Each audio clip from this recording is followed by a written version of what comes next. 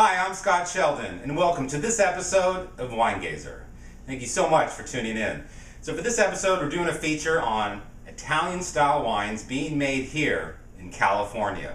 So some people refer to these wines as Cal-Ital, and I gotta tell you, I hate that term. I can't stand it. I think it's totally outdated. I think we need something else to refer to these wines, another way to label them. I don't know if it's a California, a Californication. Maybe you need to scroll down below the video and put your creative thinking cap on and what do you think we should call these wines? So, by the way, the response was overwhelming. There's a lot of things going on in this category. I started talking to winemakers and wineries. A lot of people wanted to get involved. So much so we had to break this episode into two parts. We got 4 white wines today, coming back for part 2 with 4 or 5 reds. And the first one we're doing today is a 2010 Moscato Allegro coming from Martin Wayridge. $12 US, 7.5% alcohol, 40,000 cases produced. And Allegro meaning cheerful in Italian. Very cool label, little shadows of people dancing, little fun scene there. And the grapes for this wine, 100% Muscat Canelli. So let's give it a pour.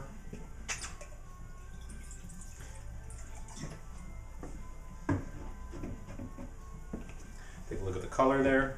Nice light straw color. Let's get some air into this. So these wines, they've been open 30-40 minutes, and they were chilling in the fridge before. And interesting point, you at home, I think you should try a little experiment. It's cool if you have a wine in the refrigerator, a white wine, you take it out, crack it open, smell it, taste it, maybe write down a few notes, drop it, come back 15 minutes later, do it again. Come back half hour later, do it again. 45 minutes later, do it again. Notice the different things you'll pick up on your palate, on your nose, as the wine rises up to room temperature. You'll be amazed at the different things that you'll pick up. So, let's give it a little smell. And so, wonderful stone fruit flavors, apricot peaches, but not like exactly fresh flavors, but they're more like honeyfied, kind of like cooked a little bit. There's some wonderful like candied orange, like orange marmalade coming through. And a real great floral aspect, like jasmine flowers. I really like the nose on this wine. Let's give it a taste.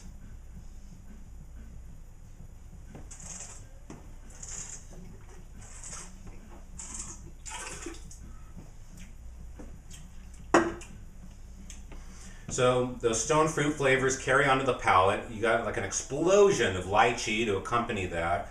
Nice mouthfeel. This wine, medium sweetness, low acidity. Great finish though. I can still taste those wonderful fresh fruit flavors now on the palate.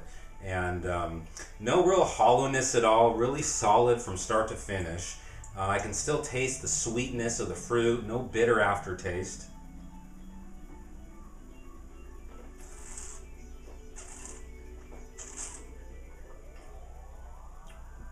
Wow, really nice. This would be a really nice aperitif, and it would go good with some lighter or spicy foods as well. I'm going 2.5 stars on this wine. I really like it. And yes, if you haven't heard, we've moved over from the 100-point system over to the 5-star system. Just trying to simplify things, trying to make things easier to understand. I think this whole 100-point system is so blown out of proportion. It's crazy. Quality levels have risen so much that so many of these wines kind of just fall between 88 and 92 points. It's like, why have all this other stuff? It's to simplify. So it's interesting too, Moscato now, it's really like in the last 4 or 5 years, people have thought about, the Asti Spumante wines of Piedmont, Italy. That's really what it's known for. And there's been a real explosion lately in California and the United States, popularity of this wine. It is now the 3rd most produced white grape in California, overtaking Sauvignon Blanc. And now, Pinot Gris and Chard are next, but it's gaining ground. It's incredible. I mean, they make more of this wine than Riesling or Sauvignon Blanc in California. It's pretty astounding. So let's move on to wine number 2, coming from Domenico. It's a 2010 Piccolo Dolce, meaning little sweet. And we have a blend now, 67% Moscato di Alexandria, 33% orange Moscato. 172 cases produced, $22 US. Let's give it a pour. And it's interesting too, with the rise in popularity of these wines, the Moscato grape here. There's been a lot of hip hop artists who've been dropping it in their songs and videos. You got like Kanye West and Lil' Kim and Drake. They're all talking about it in their lyrics. It's crazy. It's I'm telling you, it's like a real phenomenon, an explosion, a grape explosion. Okay, nice straw color, tiny bit more cloudy. Put some air into it, see what we can smell.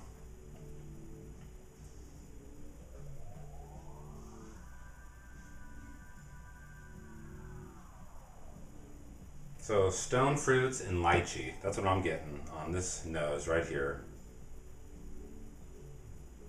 With a kiss of minerality, whereas the first Moscato didn't have any minerality to speak of on the nose. You're definitely getting a little bit of that slate, that wet rock sensation on the nose.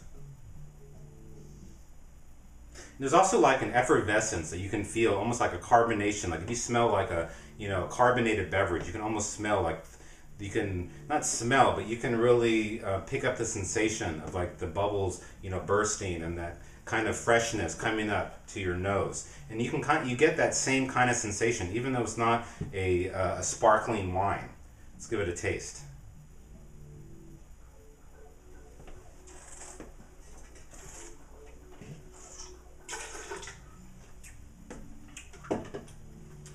So again, medium sweetness, low acidity, not as powerful on the palate, on the finish as the first wine was. Good fruit flavors, a little bit of bitterness at the end. This would be a great wine though, right now I'm telling you, with Thai food. I mean, little curry, little Penang, little mint leaf chicken, little chicken saute. It would definitely go really well with that kind of food, for sure.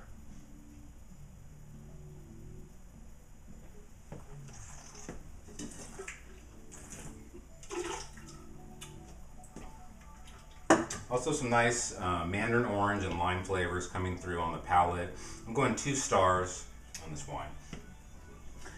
All right, so wine number 3 coming from Jacuzzi Family Vineyards. 2010 Arnès, which means little rascal, referring to the fact that this can be a difficult grape to grow. Has late ripening, it's susceptible to rotting, and 14.5% alcohol, rolls in at $24 US. And it's interesting too, because Arnès has had kind of an up and down history in Italy. They've used it for a long time, blending with Nebbiolo to take some of that rugged edge off of those red, powerful wines. And it's had a little bit of like a revolution in the last 5 to 10 years. A lot of people in that country along the coast of Liguria are really enjoying it with like seafood and shellfish dishes and light pastas with pesto sauces. And so you'll see now a lot more of varietal wines made from 100% Arnès. See them popping up here, in California. The Onso Winery over in Sonoma, they're making one. I've seen a few other manufacturers, producers. Yeah, manufacturer, that's not a good name for a wine maker, wine producer. All right, let's get some air into this. Check out the golden color. Good reflectiveness on this. You can see a lot of stuff going on. All right, let's give it a smell.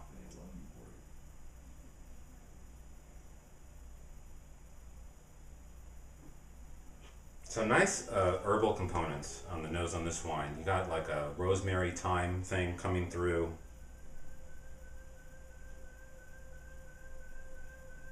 Got that stony minerality.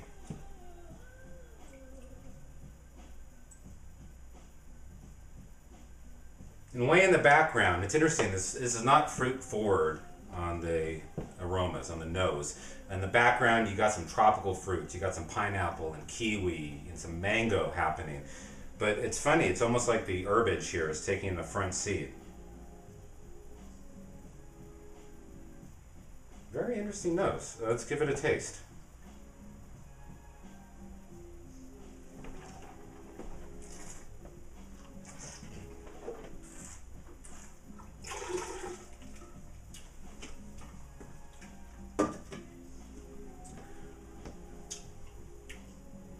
Wow, this wine's pretty flat, I gotta tell you.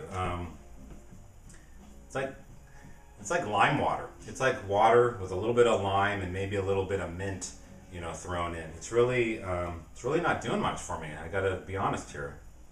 I just call them like I see them.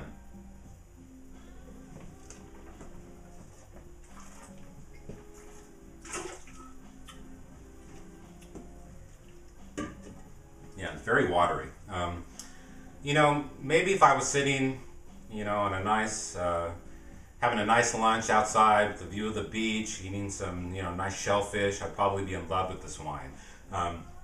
Right now, in this context, in this sterile environment of tasting this wine with no food, it's very uneventful. I'm going 1.5 stars. Not a fan of this wine. Sorry. Let's move on. Wine number 4. Coming from Toccata, part of the Lucas and Llewellyn wine family. We have a 2010 Malvasia Bianca from Santa Barbara County, more specifically from the Los Alamos area of the Santa Barbara County AVA. And it's interesting, you know, you don't find much of Malvasia Bianca here in California. It's not widely grown. You see it a lot in Tuscany and Umbria. And this is a 2010, by the way, rolls in at $18 US, 11% alcohol, and 260 cases produced.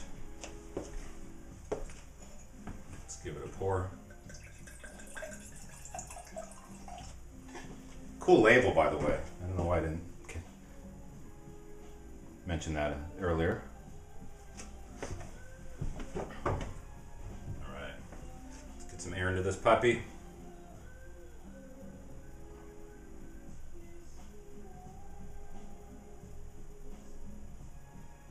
Wow, wonderful floral notes.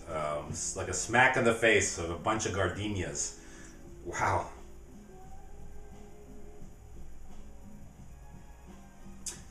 Strong, very, very fresh stone fruit flavors, apricots, peaches.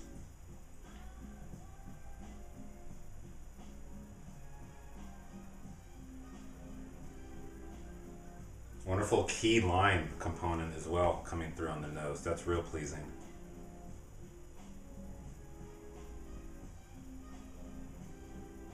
Yeah, and there's something in here. It totally reminds me of incense, like an amber wood, sandalwood kind of incense.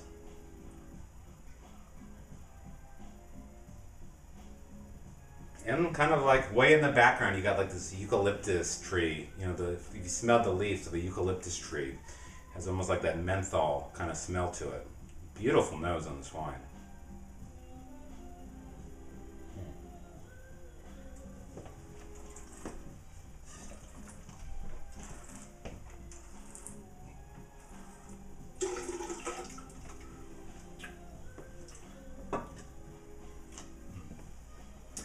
So again, you know, all these wines so far have been pretty much on the low acid side of the spectrum. None of these are really like smack in the face where like you can feel it on the sides, you know, of your tongue, which is just coincidental, I guess. I don't know. It's interesting. Let's give it another taste.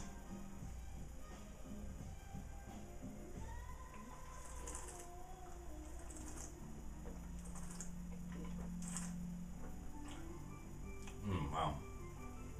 Wonderful pink grapefruit flavors. Like literally slice a fresh pink grapefruit in half, squeeze it into a glass, and you're getting that kind of citrus love on the palate.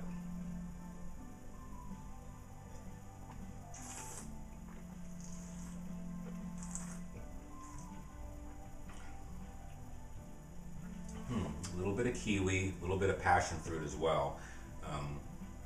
very full in the mouth, and I like the finish on this wine too. It's nice and clean, pretty long, pretty fresh. I'm going 2.5 stars on the Toccata. So I hope you enjoyed what's going on here today. I encourage you to get out and try some of these white wines if you haven't. And there's really a lot going on besides Pinot Gris and Chardonnay here in California. A lot of these wines too would be tremendous with the kind of food that we look to eat in spring and summertime. This would be great picnic wines, great wines for salads, for light pastas, for shellfish, for whitefish, potato salad, that kind of stuff. So I encourage you to check all these guys out. MoscatoAllegro.com, Domenico.com, JacuzziVineyards.com, and ToccataWines.com. I'd like to thank all of the wineries for sending the wines in to participate on this episode. Thank you very much. And I just want to say thank you for tuning in, and I hope you enjoyed the show. And again, tune in, part 2. We're coming back. Red wines, Italian style, made here in Cali. So, till next time, cheers.